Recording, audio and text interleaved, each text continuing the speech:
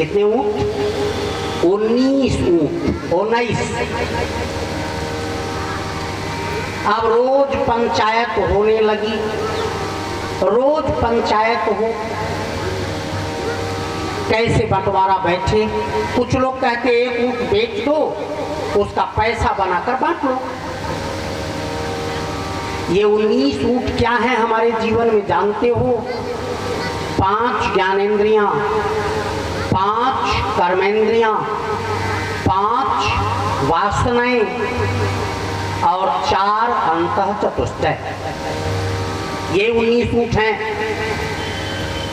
5 ज्ञानेंद्रियां, 5 कर्मेंद्रियां, 5 वासनाएं, रूप रस स्पर्श स्वाद गंध, ये 5 वासनाएं 15 हो गए। 4 अंतः चतुष्टय, मन बुद्धि चित्त और अहंकार। ये 19 ऊंट हैं हमारे जीवन के।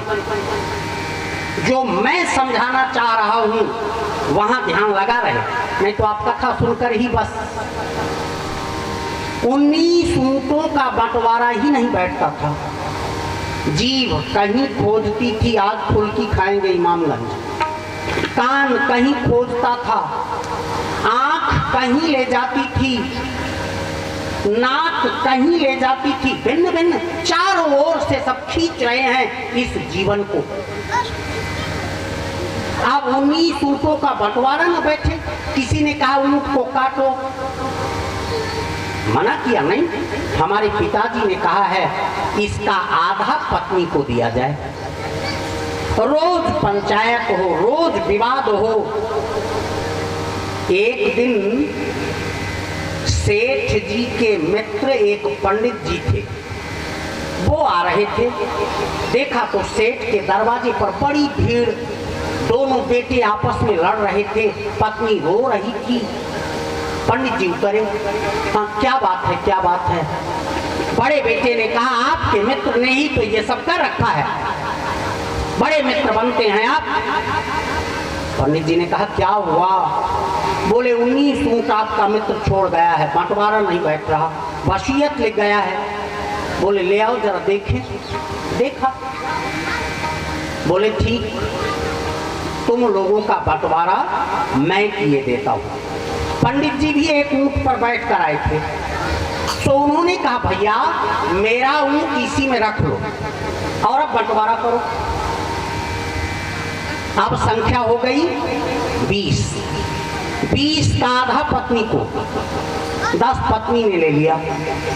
20 का चौथाई हिस्सा बड़े बेटे को, 5 बड़े बेटे को दे दिया, और 5वां हिस्सा छोटे बेटे को, 4। 20 का चौथाई भाग 5 होता है और 20 का 5वां हिस्सा 4 होता है। पत्नी को 10, आधा दे दिया। बड़े बेटे को 5 और छोटे बेटे को 4। पंडित जी ने कहा अब हमारा ऊंट दे दो, हम जाएंगे। ये तो तुम लोगों के बंटवारे के लिए था। 19 ऊंट थे, 19 ऊंट बंट गए। वैसे परमात्मा हमसे जुड़ा है, लेकिन ये 19 का बंटवारा बैठता नहीं है। बंटवारा तो तब बैठेगा जब परमात्मा को इसी में जोड़ें। ध्यान रखना, बिना परमात्मा के जग का कोई बंटवारा नहीं होगा और बंटवारे में परमात्मा का बंटवारा नहीं होगा। वो ज्यों का त्यों आया है, ज्यों का त्यों चला जाएगा। और यही हमारे जीवन का रहस्य है। शुकदेव जी कहते राजन, चतुर्थ स्कंध की कथा के बाद पंचम स्कंध में प्रवेश, और पंचम स्कंध में प्रवेश करने से पहले एक चीज ध्यान रखना, तृणादपि सुनीचे तारोरिव सहिष्णुना अमानो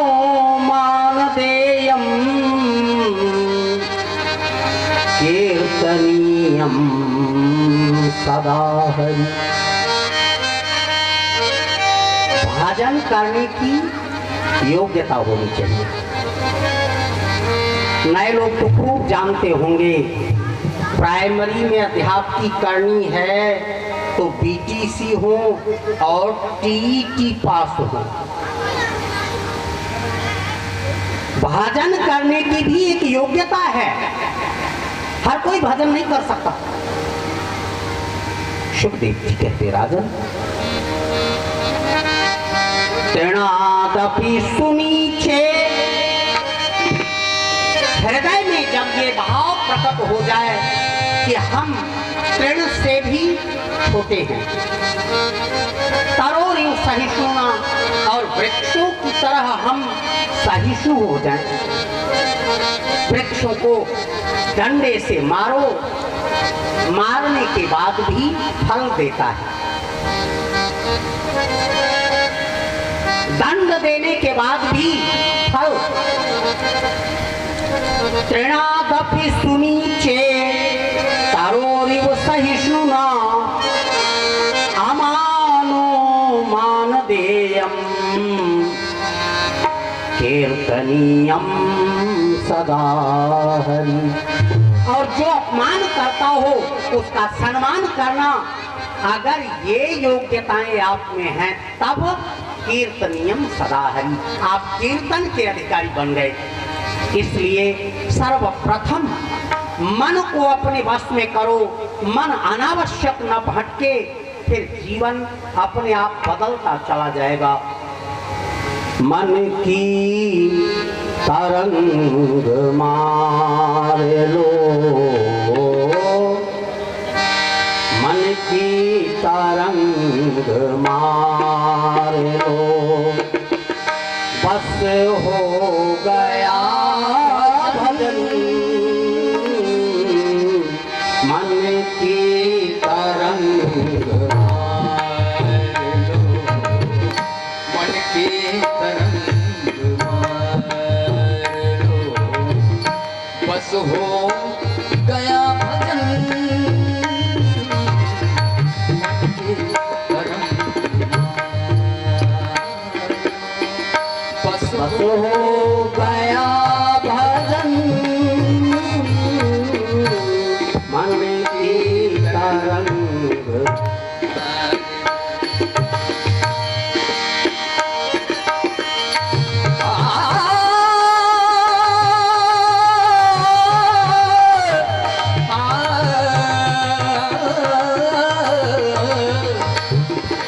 मन की तरंग मार लो,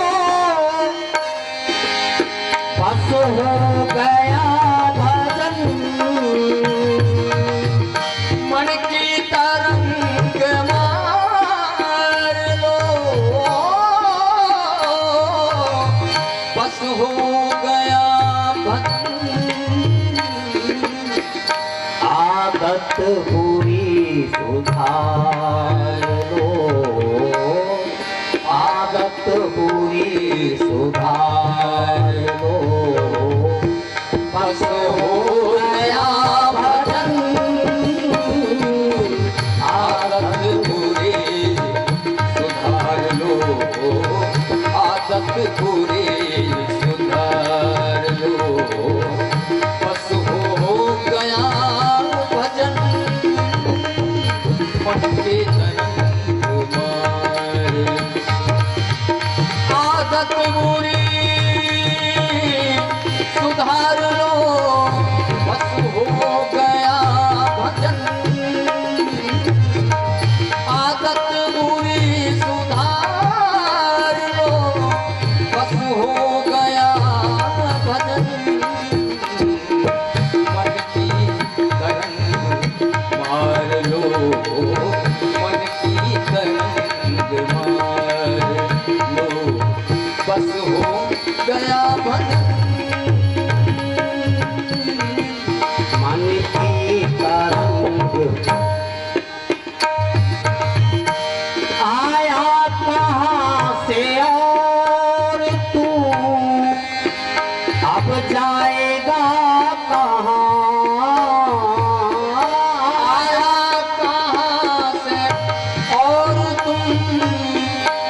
जाएगा आया कहाँ से और तू अब जाएगा कहाँ आया कहाँ से और तू अब जाएगा कहाँ इतना ही मन विचार लो इतना ही मन विचार लो बस हो गया भजन इतना विचार लो इतना विचार लो बस हो गया भजन आदत बुरी सुधार लो बस हो गया मन की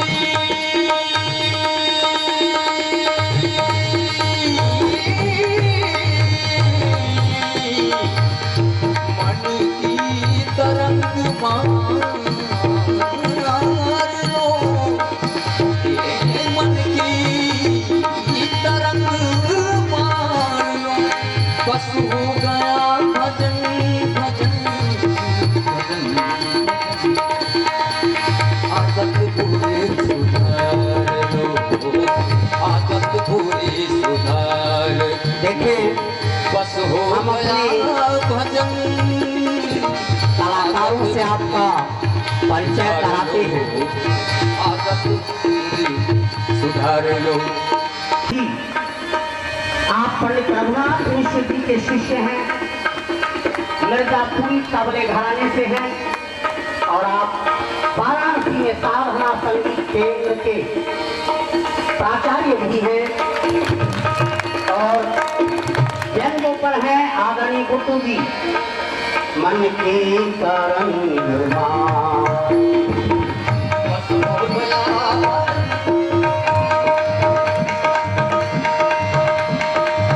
देखिए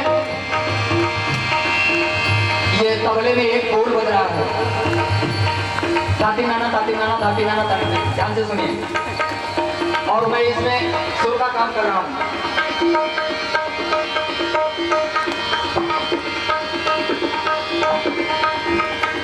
आप पहले हारमोनियम से इस गीत की संगीत माधुरी को सुने श्री शुक्र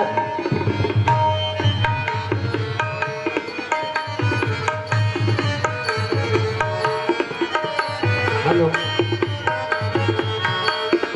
गुरु जी को प्रणाम करते हुए आप तमाम श्रोताओं को मुझे तो कुछ आता नहीं है गुरु जी का आशीर्वाद है जो कुछ भी है मेरे पास बनारस घराने की चीज हम आपको गुरु का प्रसाद सुना रहे हैं ये 3 ताल का लहरा चल रहा है 16 मात्रा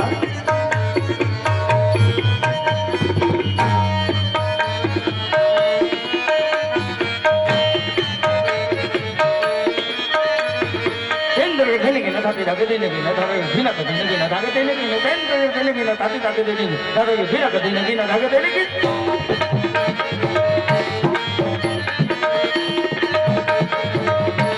धागे देने की ना धागे नागे देने की ना धागे देने की ना धागे नागे देने की ना धागे देने की धागे देने की धागे देने की ना धागे नागे देने की धागे देने की धागे देने की धागे देने की ना धागे देने की ना धागे नागे देने की धागे देने की ना धागे नागे देने की ना धागे देने की ना धागे नागे देने की ना धागे देने की ना धागे नागे देने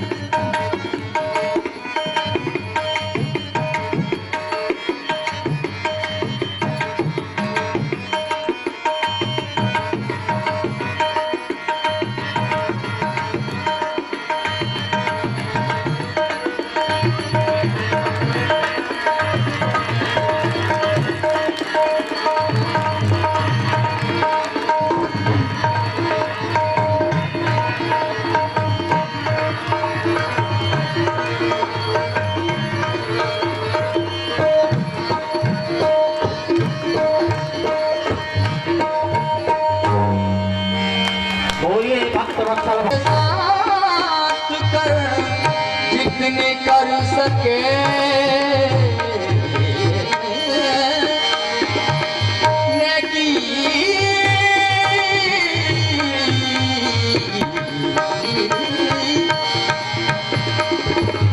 नेकी तू सबके साथ कर जितनी कर सके।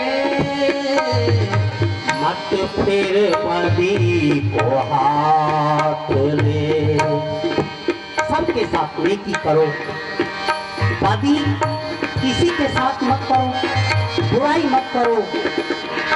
मत फिर बदी का भार ले, बस हो गया भजन मन की गति।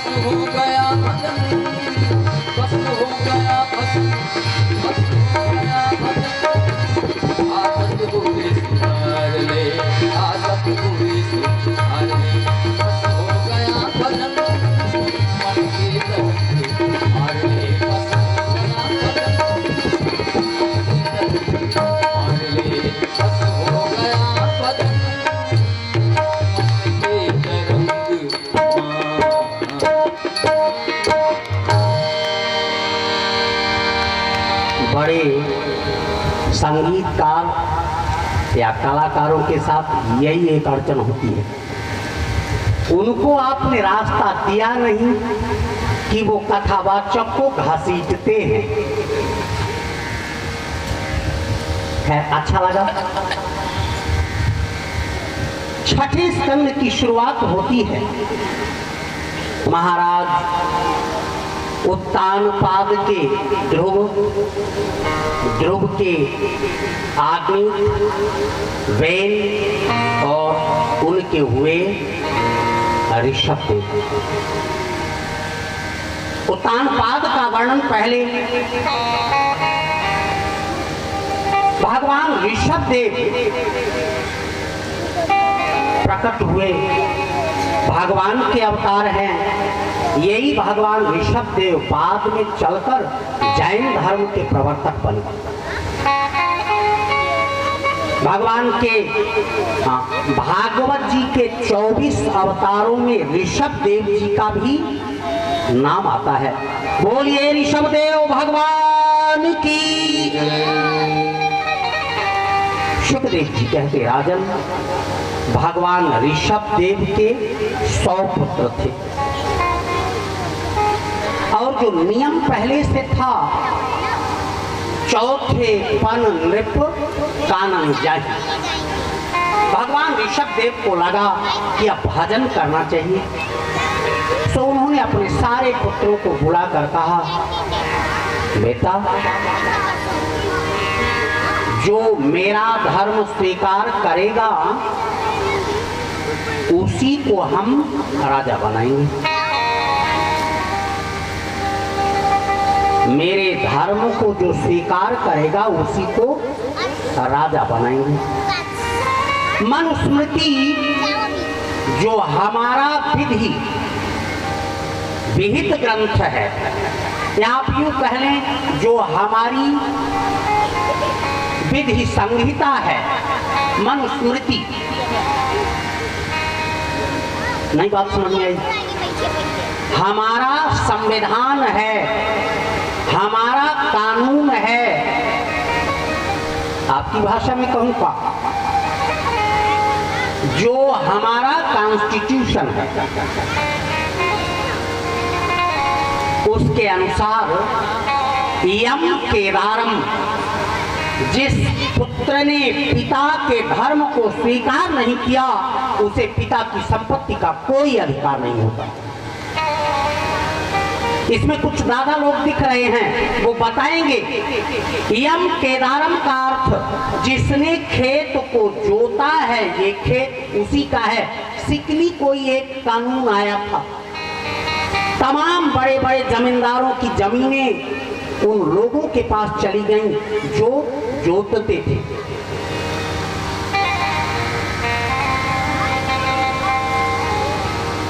सुखदेव जी कहते, राजन, ऋषभ देव जी ने 100 पुत्रों को बिठाया और उनसे कहा, मेरा धर्म कौन स्वीकार करेगा। सभी पुत्र बैठे हैं। बोले, पिताजी, आपका धर्म हिंदू सनातन धर्म बहुत कठिन है,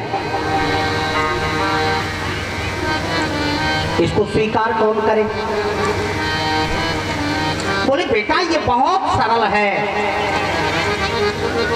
कैसे? ऋषभ देव जी अपने पुत्रों को उपदेश करते, कहते हैं, देखो, होता होगा। भगवान ने गीता में कुछ और कहा, भक्त कुछ और कह रहा है। भगवान ने कहा है, काम, क्रोध तथा लोभ नरक जाने के ये रास्ते हैं। काम, क्रोध, लोभ, मोह, मात्सर्य, ईर्ष्या, द्वेष, पाखंड, कपट, छल, दंभ। उन्होंने कहा, नहीं, नरक जाने का केवल एक रास्ता है।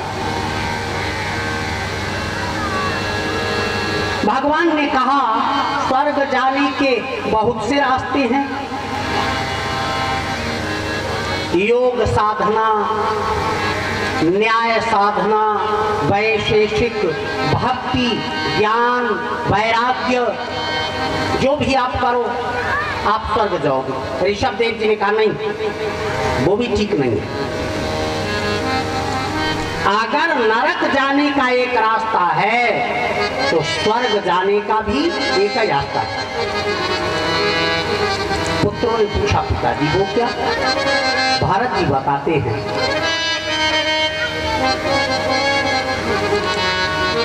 स्वर्ग जाने का एक रास्ता, महत् सेवा द्वार माहु विमुक्ति। मुक्त होने का केवल एक रास्ता, महत् सेवा। सेवा धर्म बहुत कठिन है, कहने को तो बहुत सरल है। सेवा कीजिए, स्वर्ग का द्वार खुला है। सेवा का तात्पर्य ये नहीं कि आप जबरन पैर ही दबावें।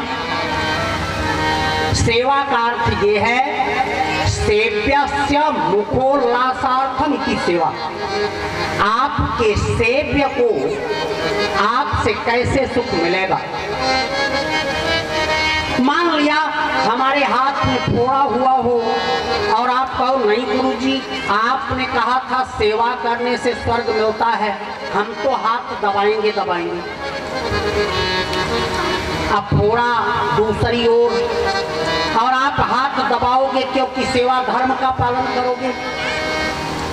अब सेवा का जो मूल अर्थ है, सेव्यस्य मुखोल्लासार्थम इति सेवा। सेव्य को जो करने से सुख मिले वही है सेवा। सेवा करने से स्वर्ग मिलता है। ऋषभ देव जी अपने पुत्रों को समझाते हैं। पुत्रों ने पूछा, पिताजी, और नरक के लिए? बोले, बेटा, उसका भी एक ही द्वार है, तमोस द्वारम योषित योति संगम। नरक जाने का भी केवल एक रास्ता, कौन सा? ऐसा संग जो व्यक्ति को बिगाड़ दे, कुसंगति। नरक जाने का केवल एक रास्ता कुसंगति और स्वर्ग जाने का केवल एक रास्ता सेवा। अब सबसे बड़े पुत्र थे भरत। भरत जी ने कहा, पिताजी आप अपना धर्म बतावें। सुखदेव जी कहते, राजन सनातन धर्म ये है कि हम एक शालिग्राम शिला, प्रत्येक हिंदू अपने घर एक शालिग्राम शिला रखे। देखो भागवत जी के प्रवचन में एक विशिष्ट बात आपको मिलेगी। सभी लोग अपने घर एक शालिग्राम रखें। ये शालिग्राम कुछ और नहीं, इन्हें हिरण्यगर्भ कहा जाता है। भगवान नारायण का साक्षात स्वरूप। और शालिग्राम जी को रखकर ठाकुर जी की पूजा करो, बस सारी पूजा हो गई। क्योंकि शालिग्राम शिलाएं दुष्प्राप्य थी। गंडकी सरोवर में होती हैं नेपाल में। उनके पकड़ने का भी एक विचित्र तरीका है। अगर कभी आप जाएं गंडकी सरोवर तो देखिएगा, वहां जो पंडा वगैरह बैठे रहते हैं, तुलसी का एक पौधा एक रस्सी में बांधकर गंडकी सरोवर में डाल देंगे। लगभग 400 फीट गहरा सरोवर है वो, लेकिन इतना स्वच्छ जल है कि जल तली में बैठी हुई काली काली शालिग्राम शिलाएं ऊपर से दिखती हैं। वो शालिग्राम शिलाएं ऊपर से ही दिखाई पड़ती हैं और वो जल घूमता रहता है। वही तुलसी का पौधा बांधकर उसी में डाल दीजिए, थोड़ी देर तक प्रतीक्षा कीजिए और प्रतीक्षा के बाद उस तुलसी के पौधे में एक शालिग्राम शिला चिपकी रहेगी, वो आपके लिए है। और ले आइए, पूजन कीजिए। पहले बहुत पुराने समय में शालिग्राम शिलाएं प्रकट नहीं थी, तो आपने अभी भी हर हिंदू के घर में सुना होगा ठाकुर जी की चौरी है।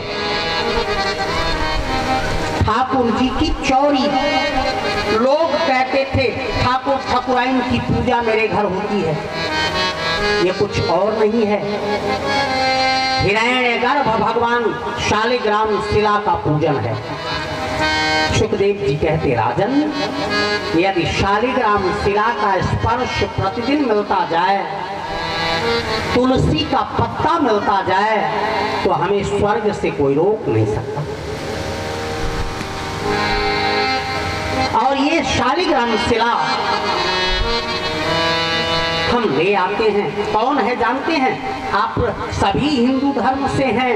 पंडित जी जब कथा सुनाते हैं तो वो काले काले जामुन वाले भगवान वही हैं शालिग्राम जी, वही ठाकुर जी हैं। ठाकुर जी का विग्रह है, उनकी पूजा कीजिए, फिर और किसी के पूजन की आवश्यकता नहीं है।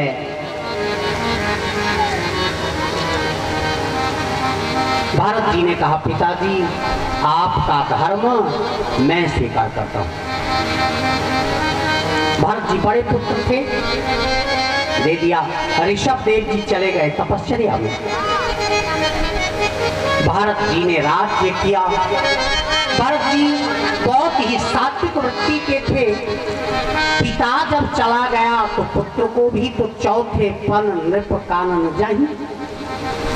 भारत जी ने भी अपने पुत्र को दिया, चले गए तपस्या। लेकिन जब तपस्या करने गए, एक दिन नदी में स्नान कर रहे थे। नदी में स्नान करते हुए उन्होंने देखा कि एक मृगी उस नदी में